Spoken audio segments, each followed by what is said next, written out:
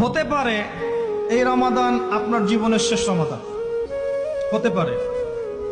শয়তান আপনাকে তিনটা ধোঁকা দিতে পারে।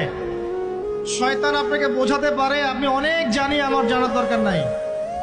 শয়তান বোঝাতে পারে আমার বয়স হয়ে গেছে, আমার দ্বারা হবে না। শয়তান বোঝাতে পারে আমার অনেক সময় পড়ে আছে, পরে শিখে নিব। আল্লাহর ওয়াস্তে শয়তানের ধোঁকায় পড়বেন না। এই মাসে কোরআন শেখেন, কে জানে আপনি আগামী মাস পান কিনা।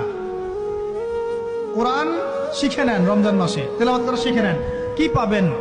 কয়েকটা হাদিস বলছি। নবী সাল্লাল্লাহু আলাইহি ওয়াসাল্লাম বলেছেন, এই কোরআন আপনার পক্ষে দলিল হবে অথবা বিপক্ষে দলিল হবে। হুজ্জাতুন লাকা ওয়া আলাইক, আপনার জন্য শাফিউল লিআসহাব, এটা সুপারিশকারী হবে আপনার জন্য। প্রত্যেক হরফে আপনি 10টা করে নেকি পাবেন। কোনোদিনও আমি বলি নাই কোরআন তেলাওয়াত করলে নেকি হবে না। এই যে কাটছাট ভিডিও দেখলে আলেম ওলামাও ভুল মেসেজ পায়, এবং দেখা যায় একজন বরেণ্য আলেম হয়েও ভুল কথা বলতে শুরু করে।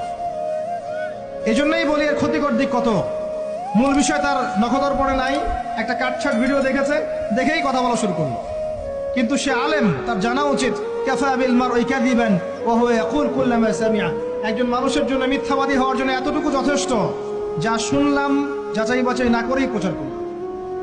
ইয়া আইয়ুহাল্লাযীনা আমানু ইন জাআকুম ফাসিকুম বিনাবাইন ফাতাবায়ানু, কোন ফাসিক যদি কোনো খবর নিয়ে আসে সেটা আগে তথ্য যাচাই করো, তারপরে কথা বলো। ইজতানিবু কাসীরাম মিনাজ যন, বেশি বেশি অনুমান থেকে বেঁচে থাকো। ইন্না বা'দা যন্নি ইসম, এগুলো আমরাই ভুলে যাচ্ছি এখন। আমি বলছি বারবার, স্পষ্ট করে বলছি, কোরআন তেলাওয়াত করলে প্রত্যেক হরফে 10টা করে নেকি হবে। এবং কোরআন তেলাওয়াত করলে আপনার জীবনে বরকত আসবে, রিজিকে হায়াতে বরকত আসবে, আপনার কলবে আল্লাহর নূর আসবে ইনশাআল্লাহ তাআলা। কোরআন আপনার পক্ষে সাক্ষী দিবে আপনার